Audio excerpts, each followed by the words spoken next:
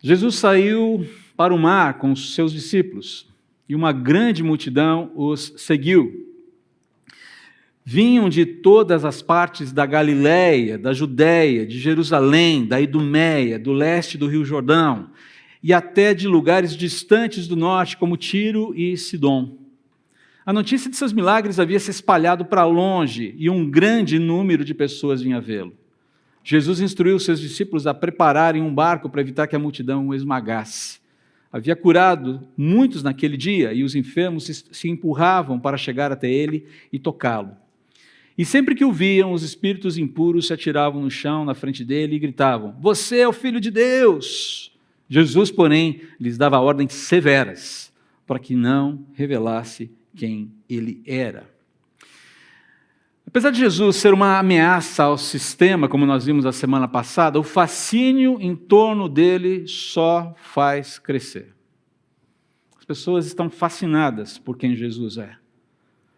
Se, por um lado, os beneficiários do sistema começam a tramar contra a vida do Senhor Jesus, nós vimos isso ali no versículo 6, aliás, nem comentei, mas vou comentar agora. Há uma turma que começa a tramar contra a vida dele, ao ponto de grupos naturalmente rivais, antipáticos, uns contra os outros, uns em relação aos outros, deixarem suas diferenças de lado e se unirem nesse propósito de tramar contra a vida dele. Quais são os grupos mesmo? Vocês se lembram? Está lá no versículo 6. Se você quiser acompanhar na sua Bíblia, eu não vou mostrar o texto hoje. Mas quais são os grupos? Olha lá, versículo 6. O que diz lá? Diante disso, diante de todos os sinais, diante de todos os movimentos que Jesus fez. Aqui a gente está falando basicamente ali da cura daquele rapaz com a mão deformada na sinagoga. Diante de todos esses movimentos, diante daquele movimento de Jesus de curar no sábado, olha só, retiraram-se os fariseus e iniciaram, em acordo com os herodianos, uma conspiração contra Jesus e tramavam um meio de condená-lo à morte. Se tem uma turma que não se juntaria com outra, naquele contexto, seriam fariseus e herodianos. Pense, seria mais ou menos como juntar a torcida do Corinthians com a torcida do Palmeiras num mesmo propósito. Funciona? Mas foi o que aconteceu ali. Fariseus, basicamente judeus, né? Aquela turma com o DNA da lei no sangue. Descendentes de quem? Na grande maioria, Judá, filho de Jacó, que depois se chamou? Teve seu nome mudado para Israel. E por qual o sentido do nome Israel? Por que Deus muda o nome de Jacó para Israel naquele momento ali em que Jacó luta com o anjo do Senhor, uma figura bastante misteriosa? Por que o nome dele é mudado? Porque ali Deus define aquilo que já tem sido estabelecido desde tempos eternos, de que por Jacó virá o caminho da salvação. Não que Jacó fosse melhor, não era. Você conhece a história dele. Jacó significa o quê mesmo? Usurpador, enganador. Não é um bom nome em termos de significado. Você pode até gostar da sonoridade dele, do jeitinho dele, mas como sonoridade, com significado, não é um nome legal. E o nome dele é mudado para Israel, que significa... Vamos lá, lembrando das aulas de escola bíblica dominical, o pessoal aí que é mais raiz de igreja aí.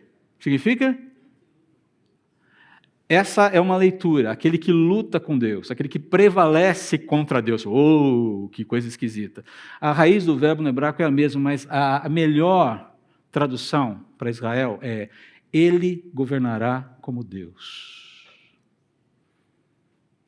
Não porque ele será Deus, mas porque ele é escolhido como um representante de Deus diante das outras nações para governar e ser instrumento para a salvação de todas as nações. Então você já tem um chamado missionário de Jacó no nome dele.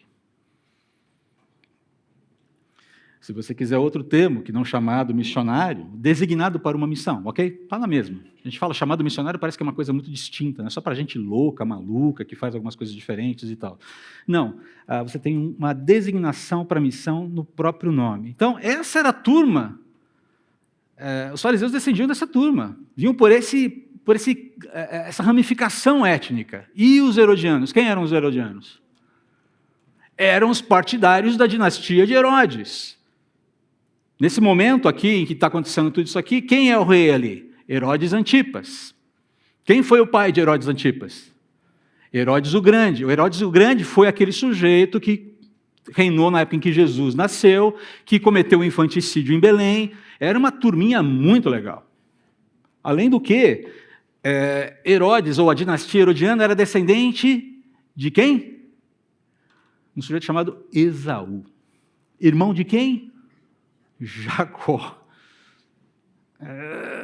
A turma não se bicava.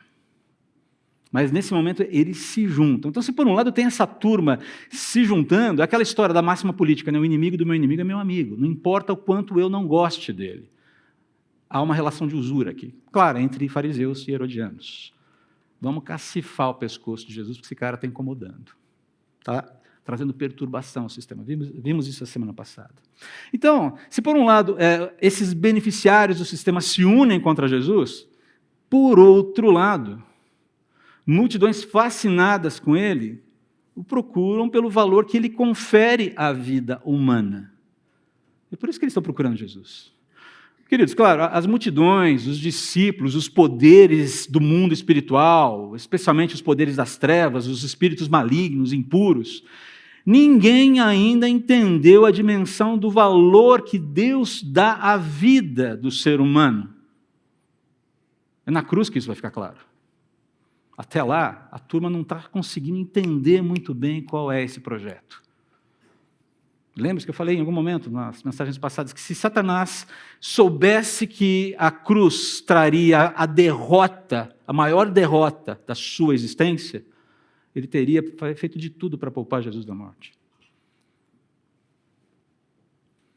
Quando ele vibra com a morte de Jesus, ele não sabe exatamente o que vai acontecer na sequência. E não tinha como saber. Ele não é onisciente, mas foi uma derrota acachapante. O túmulo vazio é a cruz e o túmulo vazio são declarações de vitória, da maior vitória que esse mundo já viu. Detalhe, tem uma que está chegando logo logo, e vai ser a definitiva. E dessa vez não vai ter morte, não a do Cordeiro. Aliás, o Cordeiro volta como leão, lembrem-se disso. O Cordeiro ruge, e quando ele rugir, os salvos celebrarão, e os ímpios chorarão. Que haja a quantidade mínima de ímpios nessa ocasião, mas os ímpios chorarão. Mas, enfim, o fascínio pelo zelo de Jesus com a vida da sua criatura já mexe com a esperança dessas pessoas que vão até eles. Por que eles buscam Jesus? Por que eles vão atrás de Jesus? Porque Jesus se importa, ele demonstra se importar. Note como a história evolui aqui. Novamente temos um mapinha aqui para você entender o que está acontecendo aqui. Deixa eu explicar rapidamente o mapa. O epicentro dessas ações é ali, na região do Mar da Galileia. Ok? E o que o texto está falando é que, gente, da Judeia, da Idumeia, de Jerusalém, do leste do Jordão, que está aparecendo aí no seu mapa, lá do norte de Tiro e Sidom, estão afluindo para a Galileia, estão chegando na Galileia, aos montes, porque querem ouvir Jesus, porque, na verdade, querem testemunhar dos seus sinais, querem ser curados por ele, enfim, há um interesse pela pessoa de Jesus e pelo que ele significa, pelo que ele está passando, pela mensagem, pelos movimentos que ele está fazendo naquele contexto. Então, em primeiro lugar, aqui é importante nós entendermos o seguinte aqui, né? Deixa eu só tirar um mapa para ganhar espaço aqui para apresentar os pontos, os bullets para você. Em primeiro lugar, o que esse texto nos mostra é que a busca por Jesus, apesar do imediatismo e curiosidade evidentes de alguns, é movida por uma esperança primordial do ser humano. O ser humano, dizem que a esperança é a última que morre, né? É a única que não sai na caixinha de Pandora, que na verdade não era uma caixa, era uma ânfora. Se você conhece um pouquinho de história, de mitologia grega, você sabe um pouquinho da história. A esperança é a única que fica presa ali na ânfora, que Pandora jamais deveria ter aberto. Mas, enfim. Então, é correto pensar, com base nesse texto, que muitas pessoas que buscaram a Jesus, que estavam buscando Jesus, inicialmente estavam atrás de soluções imediatistas para as suas vidas. Cura, libertação, a alimentação. Lembra-se da multiplicação dos pães? Vocês estão vindo atrás de mim por causa do pão que vocês comeram.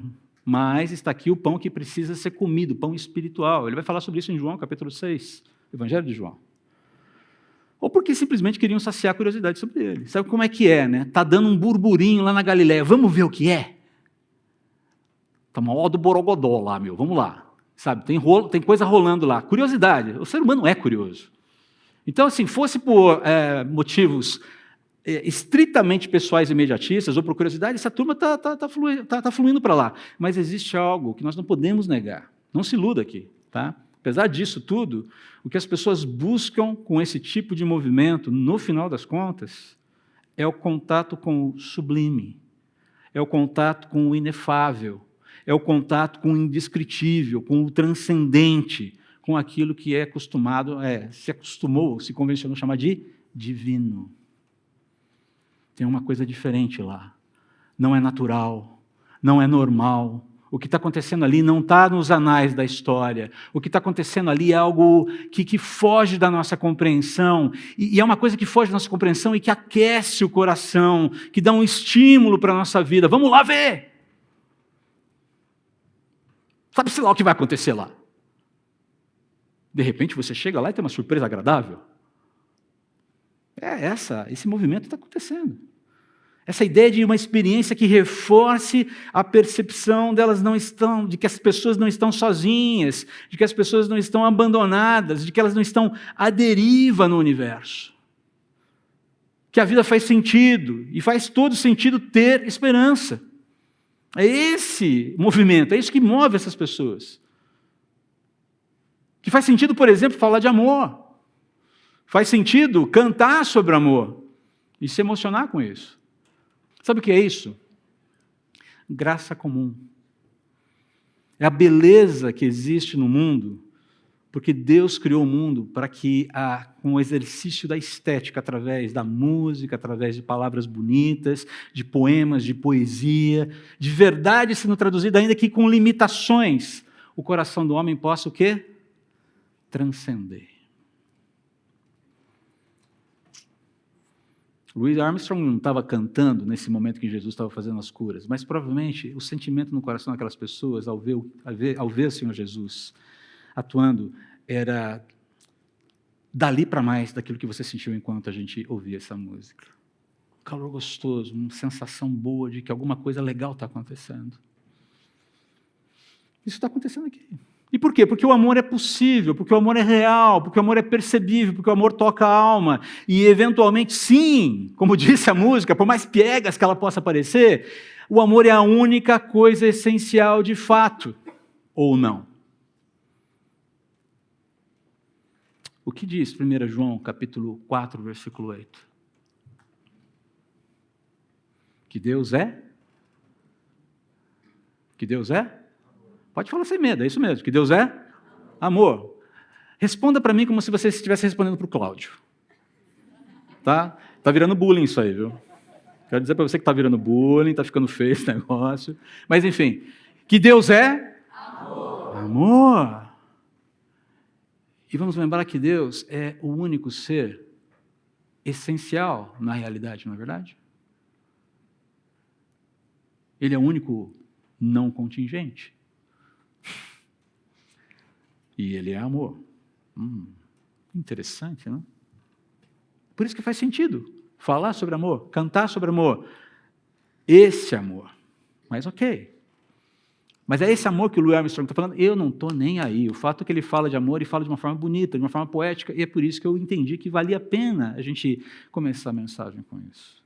Porque ilustra bem essa coisa do coração sendo capturado por algo que está além da gente. As multidões que vão até Jesus ainda não entendem, queridos, exatamente o que ele está propondo. Mas esse movimento até ele é fruto de uma esperança vital para o ser humano. A de que a vida, a sua vida, a minha vida, a sua existência, a minha existência, não é um beco sem saída. Sequer está num beco sem saída, por mais difícil que o capítulo que você vive seja. Conheço algumas histórias aqui. Alguns de vocês estão num momento muito legal da vida. E é gostoso quando isso acontece, não é verdade? Quando a profissão está indo bem, quando a grana está entrando, quando você consegue trocar o seu carro, quando você consegue mandar o filho para a escola, quando o filho é obediente. Quando tudo parece o quê? Voo de cruzeiro, céu de brigadeiro, não é verdade? Que delícia quando a vida é assim, não é? A música do Sérgio Pimenta, né? Oh, como é boa, como é bela a vida, quando acontece tudo sempre a mais. Aí lá na frente ele vai falar, mas sempre vem o mais que não avisa e aos poucos mostra os seus rituais. Aí a alegria torna-se desdita. Nossa, desdita, olha a palavra, né? E a paz encontra leitos de hospitais.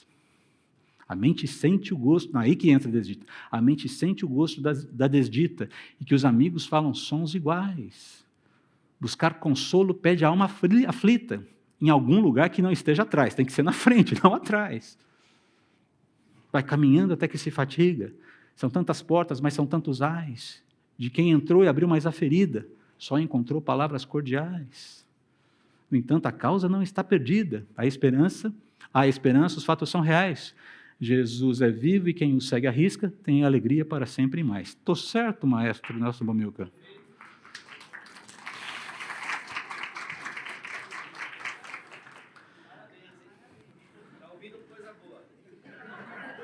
O bom é que a mente ainda retém algumas coisas. Né? Ai, Senhor, a idade está chegando, vamos lá. A Elaine até mandou parar de usar o shampoo que eu estou usando, ela falou que o cabelo está ficando lilás já, tem que tomar cuidado com isso. Mas, enfim, mas perceba, gente, a vida, a existência, a sua vida, a sua existência, a minha vida, a minha existência não é um beco sem saída e não está num beco sem saída, por pior seja o momento. Então, essa turma que está indo para lá, está indo com essa percepção de que alguma coisa ali vai ser encontrada que vai preencher o coração.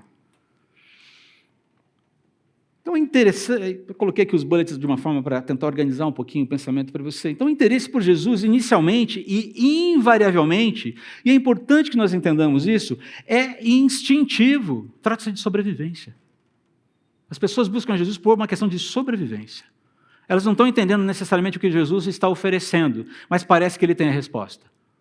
Ups, legal, que joia, vou lá, quero saber. Eu falei para vocês da minha conversão, quando eu tinha 10 anos de idade, medo de ir para o inferno. Ok, eu não quero ir para o inferno. Tem alguém me oferecendo uma possibilidade de não ir para o inferno. Eu aceito. Depois eu fui entender a questão.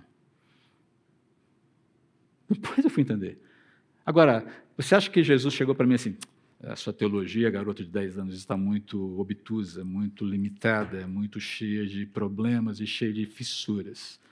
Volte daqui uns 35 anos. Faça um seminário, uma pós-graduação, um PhD, um pós-doutorado, encha-se de teologia e venha falar comigo para te discutir o que é salvação de fato, e aí eu te recebo. Você acha que foi assim? Jesus, com certeza, falou, pula, vem, e depois você entende. Porque houve essa disposição, houve esse, eu preciso, esse é o caminho.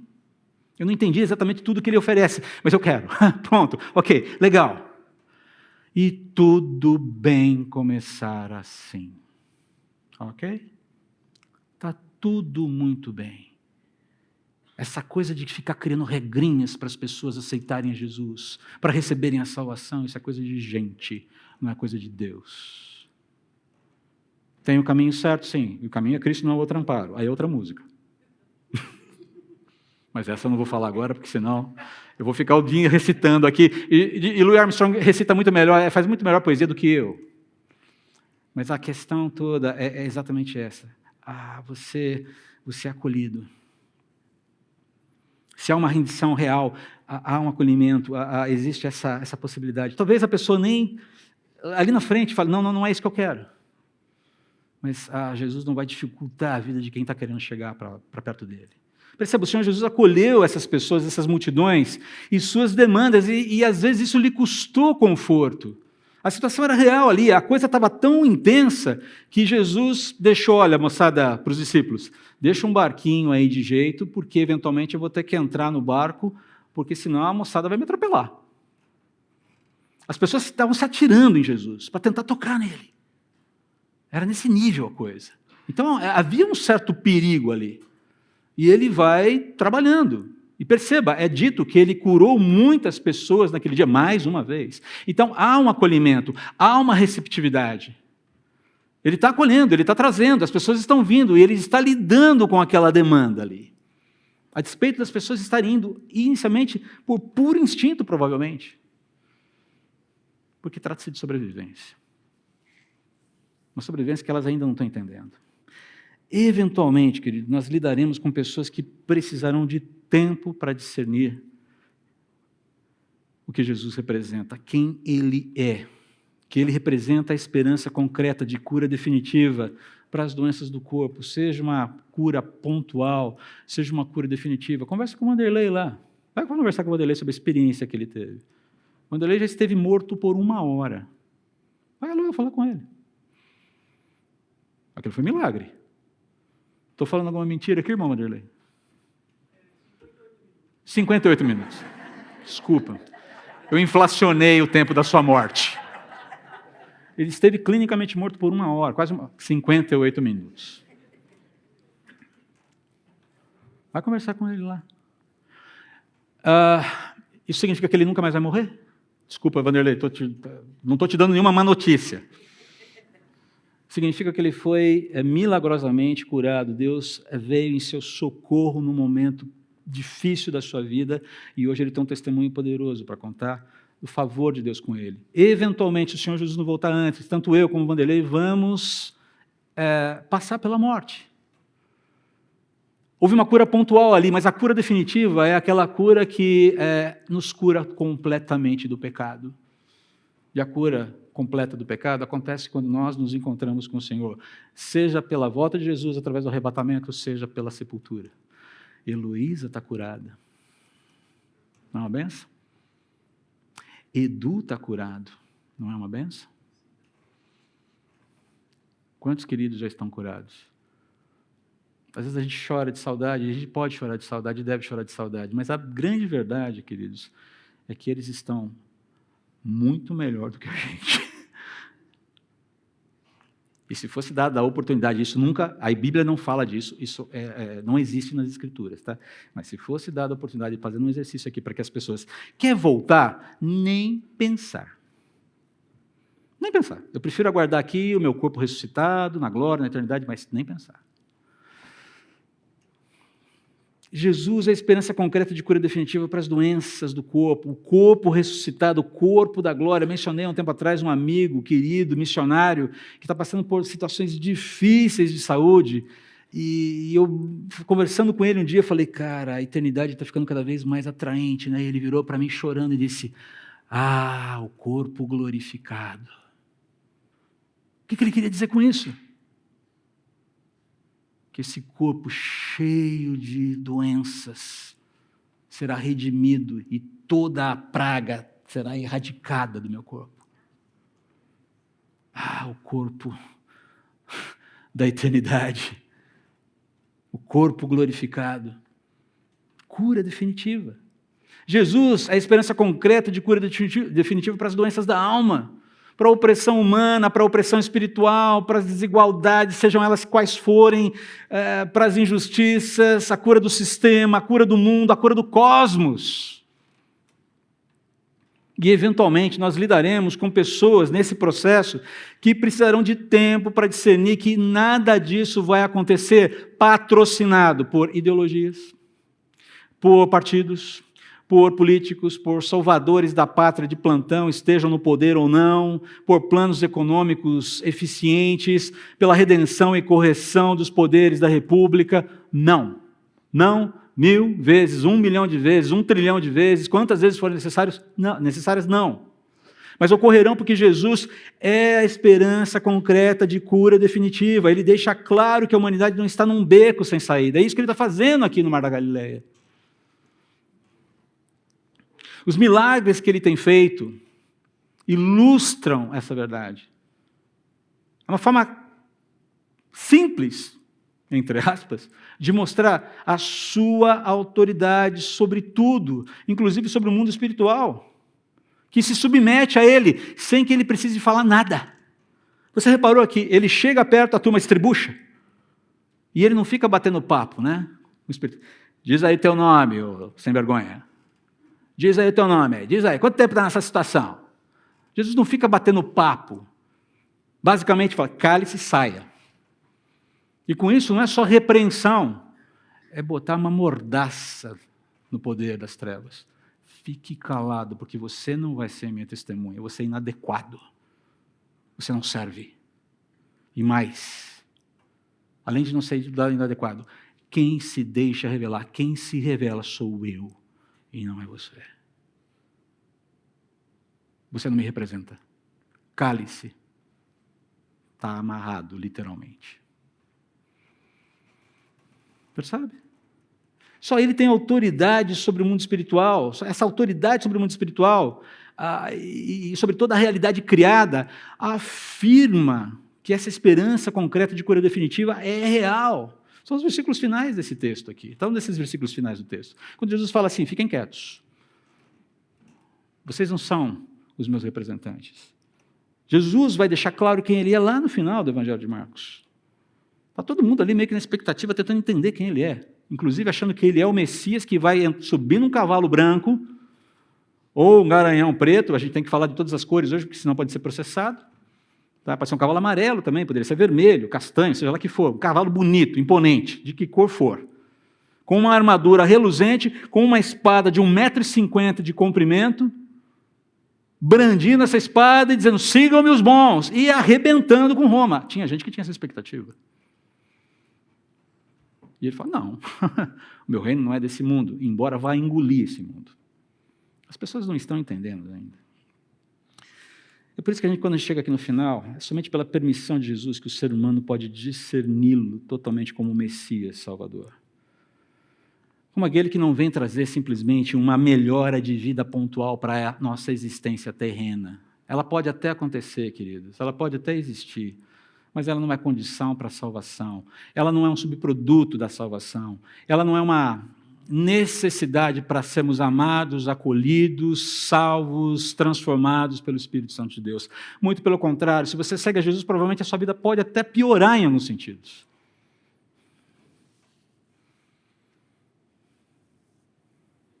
Espantoso isso, não é? E é complicado falar isso para uma igreja de classe média, média alta, numa cidade como São Paulo, onde o que mais se defende é o quê? Conquistar cada vez mais espaço ao sol dentro da realidade humana. Mas e se o que vier é outra coisa? E se, por acaso, daqui a algum tempo, a gente começar a sofrer alguma espécie de perseguição real e efetiva, além dessa que a gente já sofre pelo próprio cristianismo existir como cristianismo? Sempre aconteceu isso, desde o princípio. E aí você vai ver, né? Quem é raiz e quem é Nutella. Talvez chegue nesse ponto. Mas deixa eu voltar aqui. Somente Jesus tem permissão para ser Jesus e para falar de Jesus e para se anunciar como Jesus. É por isso que se você está aqui, você crê no Filho de Deus encarnado, Ele se revelou a você através do seu Espírito Santo e diga amém por isso. Não é obra de homens. Não foi um pastorzão cheio de habilidades homiléticas, bom de oratório que te convidou. Foi o Espírito Santo. Aliás, se você está procurando uma igreja por conta das qualidades homiléticas e capacidade de fala do pastor, talvez essa CB Moema não seja a melhor igreja para você. Tem outras bem melhores que aqui. Deixa bem claro isso. Não, é coisa do Espírito, é o Espírito falando. É interessante, a proibição de Jesus aos espíritos impuros aqui é uma forma muito interessante, né? É uma imposição irresistível. Só Ele se revela, vocês não são as minhas testemunhas. Só eu posso me dar a conhecer, porque eu sou o Senhor de todas as coisas. Ele quem tem autoridade sobre todas as coisas. E a sua grandeza é tão deslumbrante, a sua visão, o seu propósito para a sua criação é tão perfeita que sim, Ele e somente Ele é quem tem o direito de abrir os olhos da mente e do coração de um homem e de uma mulher. Para fazer esse ser humano entender que Ele, e somente Ele, é o Messias, é o Cristo, é o Salvador, o único capaz de atender perfeitamente às mais profundas expectativas da esperança humana. Se não, ou completamente. Para a gente finalizar aqui. É um texto de transição. Então parece que é muita informação. Ele fala, ok, tá bom, estou sabendo disso aqui, parece que não tem nada para dizer para a gente, mas tem muita coisa sim. Então, o primeiro ponto, a primeira lição que a gente tem aqui, o primeiro princípio aqui que a gente pode extrair aqui. Seja paciente com aqueles que estão buscando ao Senhor Jesus, mas ainda não o discernem como Deus Salvador. Seja paciente. A Trindade continua tendo 3 pessoas e não precisa da 4ª. Não precisa da 5ª, da 6ª, da 7ª. Você já teve aquele momento de achar que você era o próprio Espírito Santo? Já teve esse momento? Eu já vivi isso. A Trindade precisa de um apoio. Espírito, você não está muito eficiente hoje. Então, vou mostrar como é que funciona. Que pretensão, né? Que arrogância. Como Deus é paciente com a gente. Como Ele é paciente. A Trindade continua tendo 3 pessoas, o Pai, o Filho e o Espírito Santo. Nem eu e nem você seremos a 4ª. Ok? O único que tentou, inclusive, não ser a 4ª, mas ser acima, deu ruim. Está descrito o problema desse sujeito lá em Isaías 14, Ezequiel 28. By the way, o nome dele é Lúcifer. Cuidado. Seja paciente com as pessoas que estão no processo. E, eventualmente, lembre-se, elas vão olhar ao final dessa história toda e vão falar, não me serve. Eventualmente vai acontecer isso. O que eu fiz de errado para ela não aceitar Jesus? Você pregou o Evangelho? Pregou. Ok. Confia na soberania de Deus. Mas seja paciente com o processo. Não pressione as pessoas que estão se aproximando de Jesus a tomar decisões que só podem ser patrocinadas, não é pedem, podem ser patrocinadas pelo Espírito Santo de Deus. Já adiantei esse assunto aqui. E por fim, Ele sim, Deus, tem todo o tempo do mundo. Ele tem. Ele pode cantar aquela música com propriedade. By the way, a propósito, Deus também é amor. E Ele, mais do que ninguém, sabe fazer uma canção de amor. Você que se rendeu a Ele, foi cativado, foi seduzido pela canção de amor do Senhor. Vamos orar. Ó Deus, nós te agradecemos porque fomos seduzidos pelo Teu Espírito Santo. Alguns ainda estão sendo seduzidos, estão sendo cortejados. Que os Teus propósitos se cumpram na vida de cada uma dessas pessoas que ainda estão a caminho. E que nós que já somos parte do Teu rebanho, sejamos cuidadosos, zelosos, entendendo, Pai, que as buscas na Tua direção muitas vezes atendem a uma esperança que é primordial, é nativa, é quase que instintiva. E que precisamos ter paciência para não despejar um caminhão de teologia e de processos sobre o que é salvação, sobre a vida das pessoas. Tenha misericórdia de nós, precisamos tanto aprender a caminhar contigo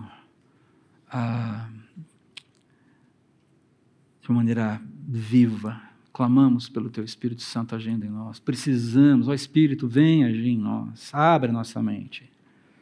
Educa-nos, quebranta-nos, liberta-nos das nossas amarras, dos nossos maneirismos, de tudo aquilo que tenta atrapalhar o Teu reino de frutificar na nossa vida, através da nossa vida.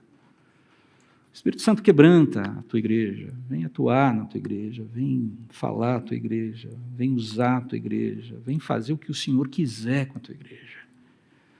Queremos nos render a Ti, que nosso coração cresça em fascinação por Ti, mas não apague de forma alguma a fascinação que o Teu Espírito está produzindo no coração de outros. Ajuda-nos a discernir isso. Sermos cuidadosos com esses pequenos sinais de chama, de braseirinhos que vão incandescendo esses corações que se aproximam de Ti. Que sejamos conhecidos por aqueles que dão vida à brasinha e não a sufocam com teologia, com processos, com maneirismos, com regrinhas. Ajude-nos, eu te suplico em nome de Jesus. Amém.